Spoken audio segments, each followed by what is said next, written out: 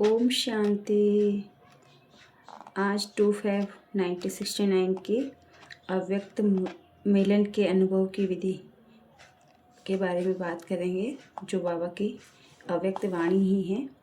तो इससे पहले जो 18 जनवरी से लेके 2/5 तक जो भी मूल्य और बाबा की वाणियाँ थी, वह हमने प्लेलिस्ट में वीडियो डाल दिए हैं। आप वहाँ जाके देख सकते हो, पढ़ सकते हो, ठीक है। और वीडियो के माध्यम से आप सुन भी सकते हो। तो आज हम बात करेंगे, यहाँ पे बाबा बोल रहे हैं कि प्रेम स्वरूप बच्चे ज्ञान सहित प्रेम जो होता है वही यथार्थ प्रेम होता है। आप सभी का प्रेम रस बाप दादा को खींच लाता है। सभी बच्चों को दिल के अंदर एक आस दिखाई दे रही है, वह कौन सी है? कई बच्चों ने संदेश भेजा कि आप हमें अभी अव्यक्त वतन का अनुभव कराओ। यह बच्चों की आशाएं अब पूर्ण होने का समय पहुंच ही गया है। आप कहेंगे कि सभी संदेशी बन जाएंगे, लेकिन नहीं, अव्यक्त वतन का अनुभव भी बच्चे करेंगे, लेकिन दिव्य बुद्धि के आधार पर। जो अब अलौकिक अनुभव कर सकते हो, वह दिव्य बुद्धि द्वारा करने से भी बहुत लाभदायक, अलौकिक और अनोखा है। इसीलिए जो भी बच्चे चाहते हैं कि अव्यक्त बाप से मुलाकात करें, वे कर सकते हैं। कैसे कर सकते हैं? इसका तरीका सिर्फ यही है कि अमृत वेला याद में बैठो और यही संकल्प रखो कि अब हम अव्यक्त बाप दादा से मुलाकात करें। जैसे साकार में मिलने का समय मालूम होता था ना, वैसे ही तो नींद नहीं आती थी और समय से पहले ही बुद्धि द्वारा इसी अनुभव में रहते थे कि वैसे ही अब अव्यक्त मिलन का अनुभव प्राप्त करना चाहते हो तो उसका बहुत ही सहज तरीका है ना। अव्यक्त स्थिति में स्थित होकर रूह रिहान करो तो अनुभव करेंगे सचमुच बाप के साथ बातचीत कर रहे हैं। और इसी रूह रिहान में अंदर जैसे संदेशियों को कोई दृश्य दिखाते हैं, वैसे ही बहुत गुह्य गोपनीय रहस्य बुद्धि योग से अनुभव करेंगे। लेकिन एक बात यह अनुभव करने के लिए आवश्यक है कि वह कौन सी है ना। मालूम है क्या? अमृत वेले भी अव्यक्त स्थिति में वही स्थित हो सकेंगे जो सारा दिन अव्यक्त स्थिति में और अंतर्मुखी स्थिति में स्थित होंगे। वही अमृत वेले यह अनुभव कर सकेंगे। लेकिन अगर स्नेह और मिलने की आस है तो यह तरीका बहुत ही सहज है, करने वाले भी बहुत कर सकते हैं और मुलाकात का अनुभव प्राप्त कर सकते हैं। वतन में बैठे बैठे कई बच्चों के दिलों की आवाज़ पहुंचती रहती है। आप सोचते होंगे शिव बाबा बहुत कठोर है, लेकिन जो होता है उसमें रहस्य है। यहाँ पे बाबा क्या बोल रहे हैं कि बाबा ड्रामा में जो भी होता है उसका कोई कुछ ना कुछ रहस्य होता है ना। तो बाबा बोलता है कि सब में कल्याण है। इसलिए जो आवाज़ पहुँचती है वह सुनकर के हर्षाता रहता है। क्यों? बाप दादा निर्मोही हैं। आप सभी बच्चे निर्मोही बने हो ना। तो बाप दादा निर्मोही और बच्चों में शुद्ध मोह, तो मिलन कैसे होगा? बाप दादा में शुद्ध मोह है। साकार बाबा का बच्चों में शुद्ध प्यार है और शिव बाबा का नहीं, बाप दादा का है। जैसे हमारा है वैसा नहीं। शुद्ध मोह बच्चों से जास्ती है, लेकिन बाप दादा और बच्चों में एक अंतर है और वह शुद्ध मोह में आते हुए भी निर्मोही हैं। और बच्चे शुद्ध मोह में आते हैं तो कुछ स्वरूप बन जाते हैं, या तो प्यारे बनते हैं या न्यारे बनते हैं। लेकिन न्यारे और प्यारे साथ साथ रहते हैं। यह अंतर जो रहा हुआ है, इसको मिटाएंगे तो क्या बनेंगे? अंतर्मुख, अव्यक्त, अलौकिक अभी कुछ कुछ अलौकिकपन भी मिल जाता है, लेकिन जब ये अंतर खत्म कर देंगे तो बिल्कुल अलौकिक और अंतर्मुखी अव्यक्त फरिश्ते नजर आएंगे। इस साकार में रहते हुए भी फरिश्ते बन सकेंगे। आप फिर कहेंगे आप वतन में जाकर फरिश्ता क्यों बने? यहाँ तो बनते यही बनते, लेकिन नहीं, जो बच्चे का काम वह बच्चों को साजे। बाप का कार्य है कि वह बाप ही करते हैं। बच्चों को पढ़ाई का शो दिखाना है, टीचर को पढ़ाई का शो नहीं दिखाना है। टीचर को पढ़ाई पढ़ानी होती है, स्टूडेंट को पढ़ाई का शो दिखाना होता है। शो केस में शक्तियों को पांडवों को आना है। बाप दादा तो है ही गुप्त। अभी सभी के दिल में यही संकल्प है कि अब जल्दी जल्दी ड्रामा की सीन चलकर ख़त्म हो, लेकिन जल्दी होगी, हो सकती हैं, होगी या हो सकती हैं। भाभी जो बनी हुई है वह तो बनी ही रहेगी, लेकिन बनी हुई भाभी को यह इतना नज़र आता है कि अगर कल्प पहले माफिक संकल्प आता है तो संकल्प के साथ आवश्यक पहले ही पुरुषार्थ तीव्र किया होगा। तब तो ये संकल्प आता है कि ड्रामा का सीन जल्दी पूरा कर सके, सभी अव्यक्त वतनवासी बन जाए। बनना तो है, लेकिन आप बच्चों में इतनी शक्ति है जो अव्यक्त वतन को व्यक्त में खींच कर ला सकते हो। अव्यक्त वतन का नशा व्यक्त वतन में बना सकते हो। आशाएं तो हरेक की बहुत हैं, ऐसे ही पहुंचती हैं जैसे साकार में बहुत बड़ी ऑफिस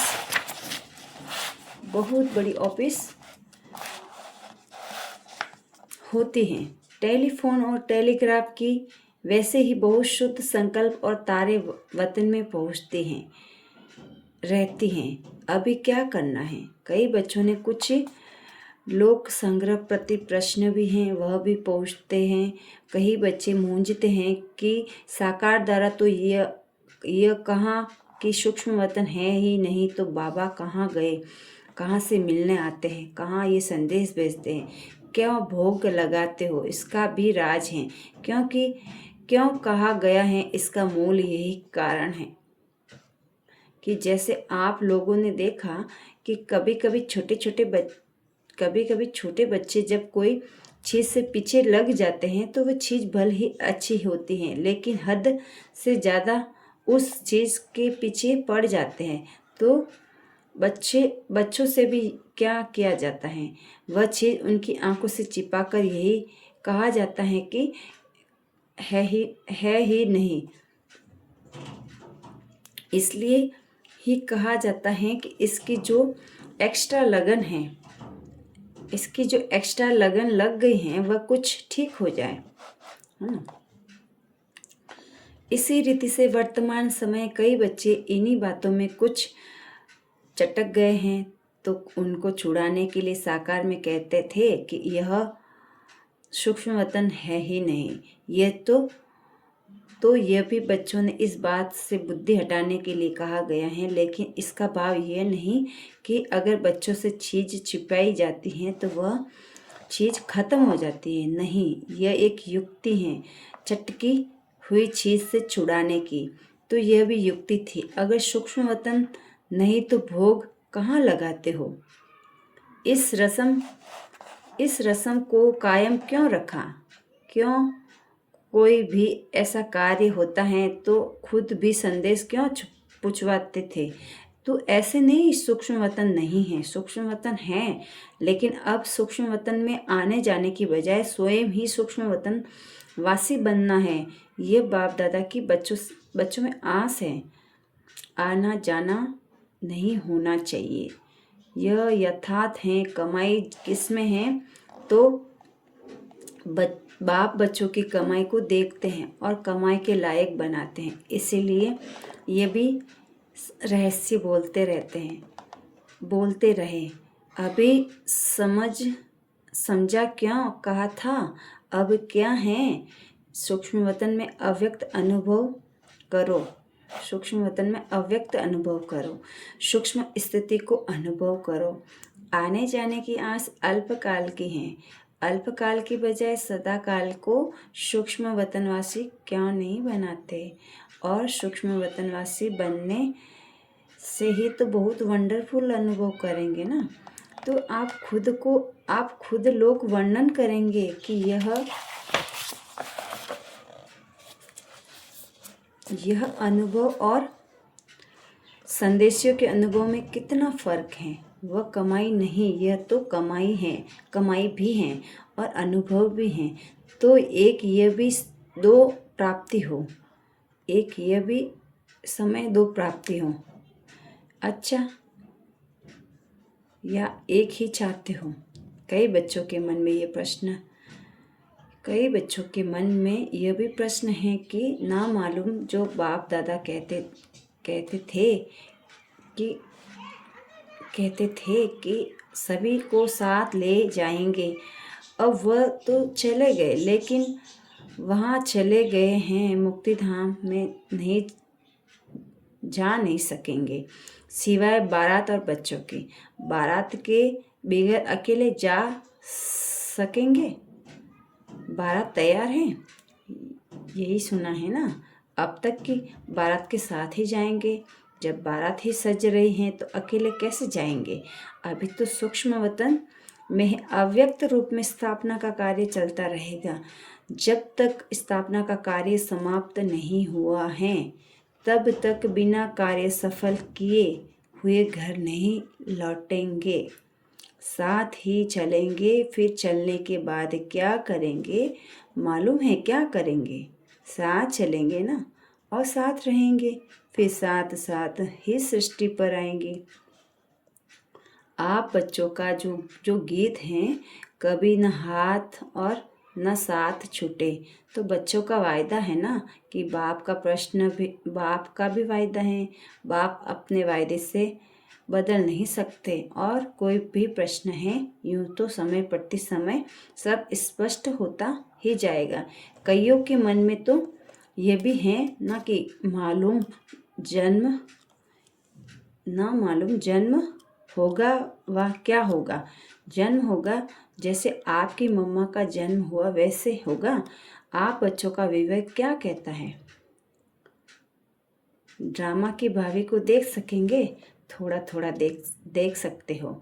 जब आप लोग सबको कहते हो कि हम त्रिकालदर्शी बाप के बच्चे हैं, तो आने वाला काल को भी नहीं जानते हो क्या? आपके मन के विवेक के अनुसार क्या होना चाहिए? अव्यक्त स्थिति में स्थित होकर या हाँ या ना कहो तो जब जवाब निकल आएगा। इस रीति से बाप दादा ने चारों ओर से पूछा, बहुत करके सभी का यही विचार था कि नहीं होगा। आज ही उत्तर चाहते हो ना या बाद में? हलचल तो नहीं मच रही हैं। यह भी एक खेल रचा जाता है ना कि छोटे छोटे बच्चे तालाब में पत्थर मारकर उनकी लहरों से खेलते रहते हैं। और यह भी एक खेल है। तुम सभी के विचार के सागर के प्रश्नों के पत्थर फेंक कर तुम्हारी बुद्धि रूपी सागर में लहर उत्पन्न कर रहे हैं। उन्हीं लहरों का खेल बाप दादा देख रहे हैं। और अभी आप सबके साथ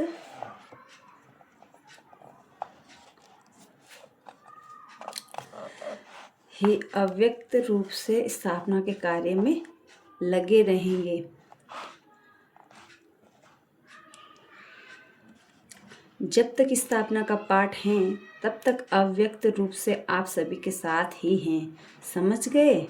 यहाँ बाप दादा कितना सुंदर बात बोले कि जब तक स्थापना के कार्य में लगे रहेंगे, जब तक स्थापना का पाठ है तब तक अव्यक्त रूप से आप सभी के साथ ही हैं। यहाँ बाप दादा खुद बोल रहे हैं ना। समझ गए? वतन में मम्मा को भी इमर्ज किया। पता है क्या बात चली? जैसे साकार वतन में मम्मा बोलती थी कि बाबा आप बैठे रहिए, हम सभी काम कर लेंगे। इसी रीति वतन में भी यही कहा कि हम सभी कार्य स्थापना के जो करने हैं वह करेंगे। आप बच्चों के साथ ही बच्चों को बहलाते रहिए, ऐसे ही साकार में कहती थी। वही वतन में रो यहाँ चली। आप सभी के मन में तो यही होगा ना, यही होगा कि हमारी मम्मा कहाँ गई। अभी यह राज इस समय स्पष्ट करने का नहीं है, कुछ समय के बाद सुनाएंगे।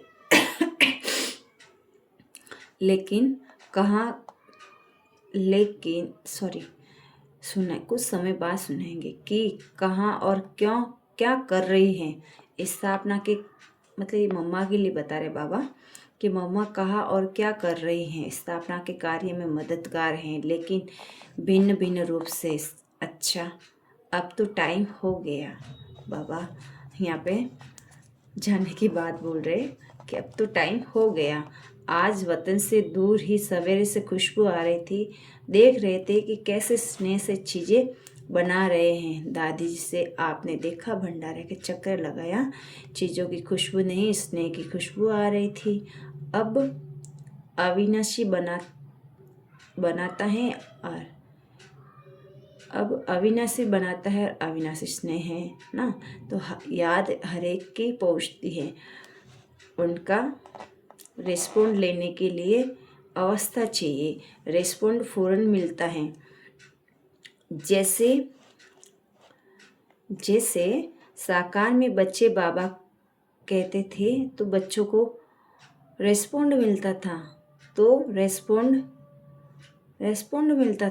रिस्पॉन्ड का अब फौरन मिलता है। लेकिन बीच में व्यक्त भाव को छोड़ना पड़ेगा, तब ही तो उस रिस्पॉन्ड को सुन सकेंगे। अब तो और ही ज़्यादा चारों ओर सर्विस करने का अनुभव कर रहे हैं। अब अव्यक्त होने के कारण एक और क्वालिटी बढ़ गई है। कौन सी मालूम है क्या? वह ये है, पहले तो बाह्ययामी था, अभी अंतर्यामी हो गया हूँ। अव्यक्त स्थिति में जाने की आवश्यकता नहीं रहती, स्वतः ही एक सेकंड में सभी का नक्शा देखने में आ रहा है। इसीलिए पहले से एक और गुण बढ़ गया है। अव्यक्त स्थिति में तो खुशबू से ही पेट भर जाता है। आप लोगों को मालूम है, एक मुख्य शिक्षा बच्चों प्रति दे रहे हैं। अब सर्विस तो करनी ही है।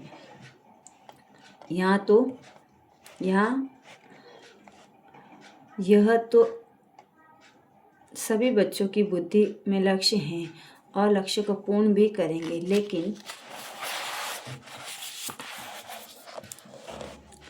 लेकिन इस लक्ष्य को पूर्ण करने के लिए एक मुख्य विघ्न आएगा। वह कौन सा है पता है? मुख्य विघ्न सर्विस में बाधा डालने के लिए कौन सा आएगा? सभी के आगे नहीं, मेजॉरिटी के आगे आएगा।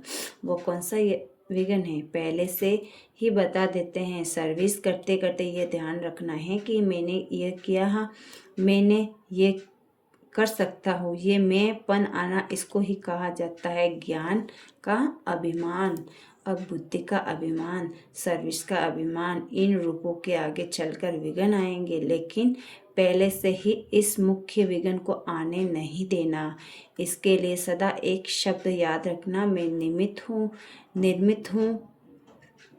मैं निमित्त बनने से निर्विकारी, निरहंकारी और नम्रचित निसंकल्प अवस्था में रह सकेंगे। अगर मैंने किया और मैं आया तो मालूम है क्या होगा? जैसे निमित्त बनने से निराकारी, निरहंकारी और निसंकल्प स्थिति होती है, तो वैसे ही मैं आने से मगरूपी और मुरझाइश मायूसी आ जाएगी। उसकी फिर रिजल्ट क्या होगी उसकी रिजल्ट? आखिर अंत में रिजल्ट यही होती हैं, चलते चलते जीते हुए भी मर जाते हैं। इसीलिए इस मुख्य शिक्षा को हमेशा याद रखना है कि मैं निमित्त हूँ, निमित्त बनने से कोई भी अहंकार उत्पन्न नहीं होगा। नहीं तो अगर मैंपन आ गया तो मतभेद के चक्र में आ जाएंगे। इसीलिए इन अनेक चक्रों के चक्कर से बचने के लिए स्वरदर्शन चक्र को याद रखना, क्योंकि जैसे जैसे महारथी बनेंगे वैसे ही माया के महारथी रूप में आएगी। साकार रूप में अंत तक कर्म करके दिखाना। क्या कर्म करके दिखाया याद है? क्या शिक्षा दी? यह कि निरंकारी और निर्मांचित होकर एक दो में प्रेम प्यार से चलना है। एक माताओं का संगठन बनाना है। जैसे कुमारियों का ट्रेनिंग क्लास किया, वैसे ही माताएं जो मददगार बन सकती हैं और हैं, उन्हों का मधुबन में संगठन रखना। कुमारियों के साथ माताओं का संगठन हो। संगठन के समय फिर आना होगा।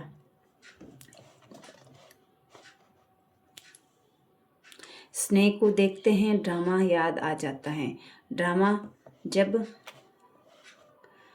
बीच में आता है तो साइलेंस हो जाते हैं, और स्नेह में आए तो क्या हाल हो जाएगा, नदी बन जाएगी। लेकिन नहीं, जब कर्म करेंगे तो फिर सभी करेंगे। कर्म करेंगे तो वह फिर सभी करेंगे। इसलिए साइलेंस अगर सभी के साथ होते हुए भी जो अंतिम कर्मातीत अवस्था का अनुभव था, वह ड्रामा प्रमाण होता है। लेकिन था कि ऐसे इसीलिए थोड़े ही सामने थे। सामने होते हुए जैसे सामने नहीं थे। स्नेह तो वतन में भी है और रहेगा, अविनाशी है ना। लेकिन जो सुनाया है, स्नेह को ड्रामा साइलेंस में ले जाता है और साइलेंस की शक्ति को लाएगी। फिर वहाँ साकार में मिलन होगा। अब भी अव्यक्त रूप में मिलते हैं, फिर साकार रूप में सतयुग में मिलते हैं। वह सीन तो याद आती है ना। खेलेंगे, पाठशाला में आएंगे, मिलेंगे। आप नूरे रतन सतयुग की सीनरी वतन में देखते रहते हो। जो बाप देखते हैं वह बच्चों को भी देखते रहते हैं और देखते जाएंगे। अब तो ज्वाला रूप होना है। आपका भी ज्वाला रूप यादगार है ना। पता है ज्वाला देवी भी हैं, वह कौन सी देवी हैं?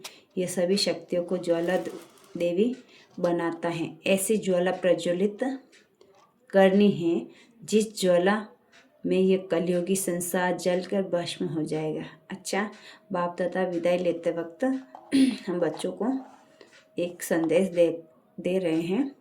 विदाई के समय बाप दादा बोले, सभी सेंटर के अव्यक्त स्थिति में स्थित नूरे रत्नों को बाप दादा का अव्यक्त याद प्यार स्वीकार, साथ साथ जो इशारा दिया है उसको जल्दी से जल्दी जीवन में लाने का तीव्र पुरुषार्थ करना है।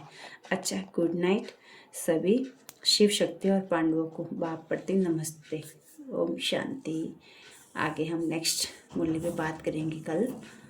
आज के लिए हमने एक मूल्य का टॉपिक पूरा कर लिया है। तो ओम शांति।